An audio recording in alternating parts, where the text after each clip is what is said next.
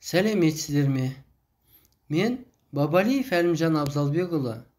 Жамбыл облысы Меркі ауданы нөмір 2-ші жалпы орта білім беретін мектебінің қазақ тілі мен әдебиет пәнінің мұғалімімін. Сіздерге бүгін көркем шығарманы қалай талдау керек жолдарын түсіндіргім келіп отыр.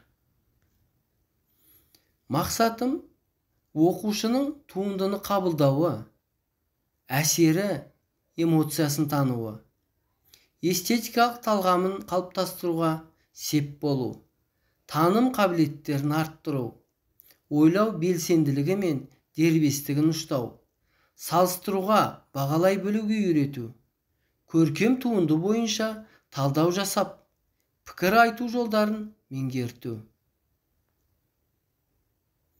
Осы тұста талдаудың бірнеше түрін ұсынғым келіп отыр. Бірінші, тұтас талдау немесе автор ізімен талдау дейді. Көркем шығарма сюжеті, эпизодтары, автордың негізгі ойы, мазмұн мен форма жүйесін сақтай отырып талдауды тұтас талдау дейміз. Ал енді образды жүйесіне талдау дегеніміз көркем шығармадағы бейнелер жүйесін талдау, кейіпкерлерді өзара тұтастастыру. Үшінші, проблемалық талдау. Сол көркем шығарма негізіндегі проблеманы дәл тауып, жан-жақты талдау. Төртінші, тақырыптық талдау. Бір көркем мәтінді іштей бірнеше тақырыптарға жіктеп, әрқайсысына атау беріп, сол ретпен талдау.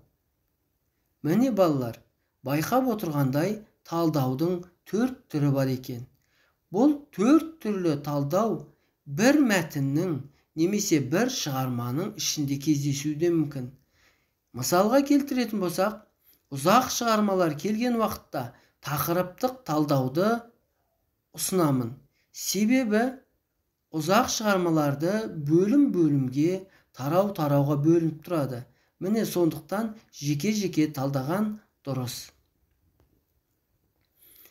Міне осындай талдаудың нәтижесінде біз проблеманы шешу үшін өздерің ізденесіздер және зерттейсіздер.